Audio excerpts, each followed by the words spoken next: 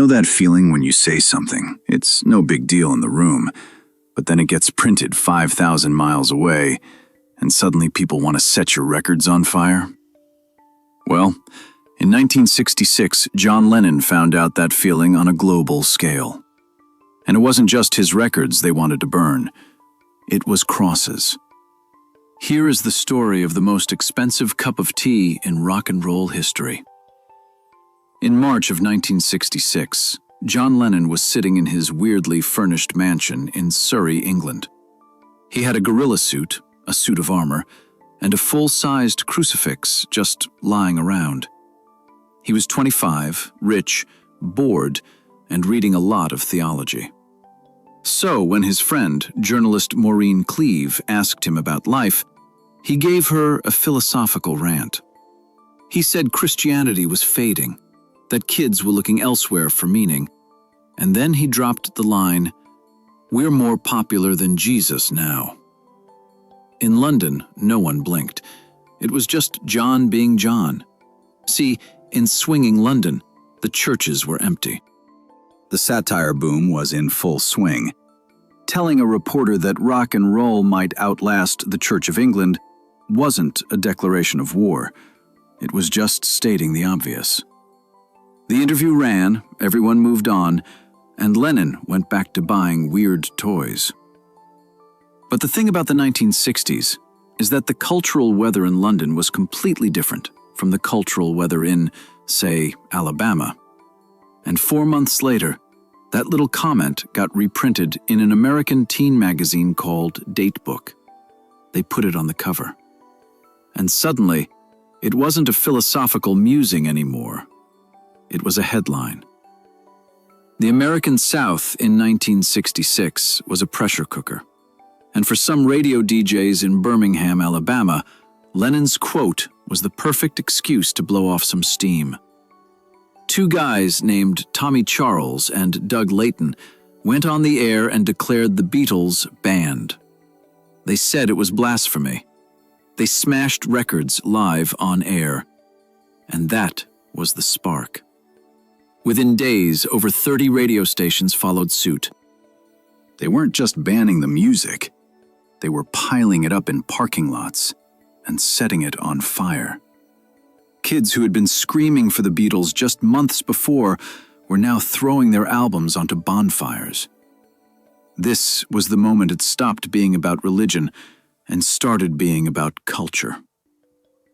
The Klan got involved.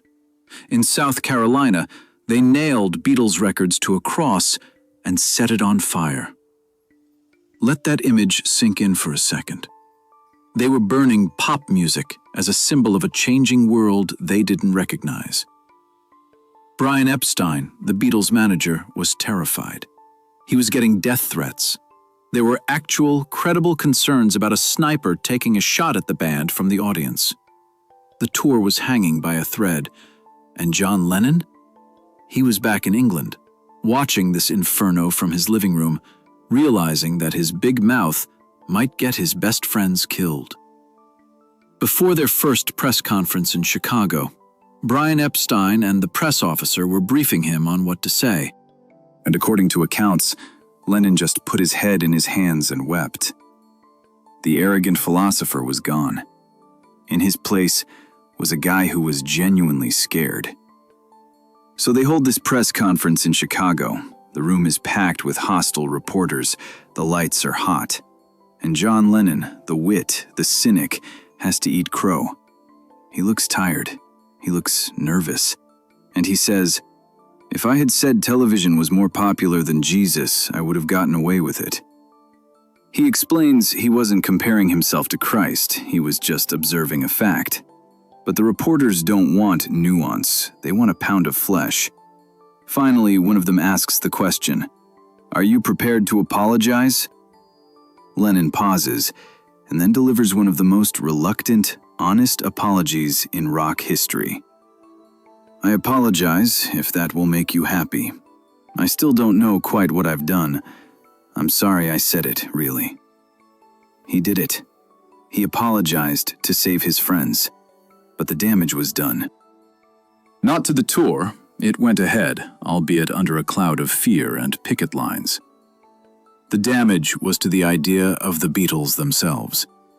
They were tired of the screaming. They were tired of not being able to hear themselves play, and now they were tired of looking over their shoulders.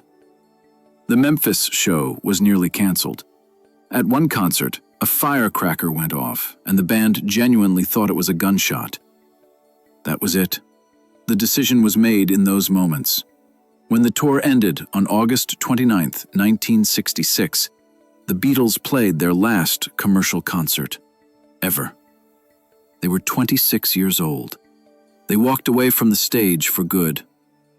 Here's the irony. If those DJs in Alabama hadn't burned those records, the Beatles might have kept touring.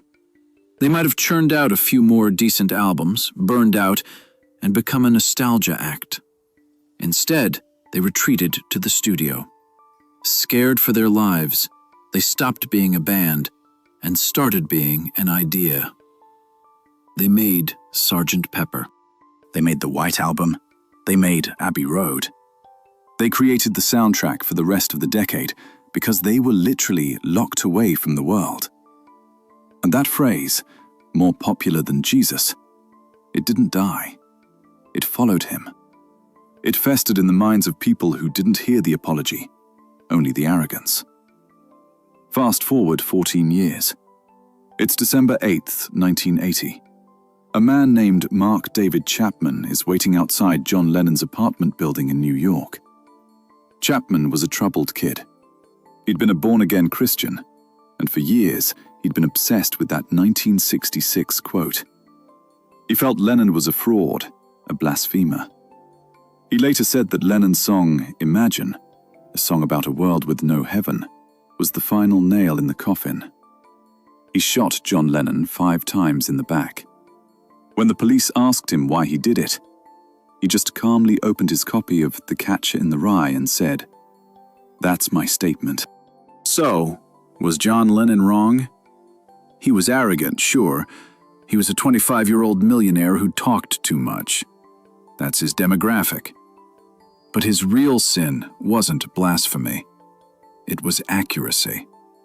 He saw that rock and roll had become the new faith for millions of kids.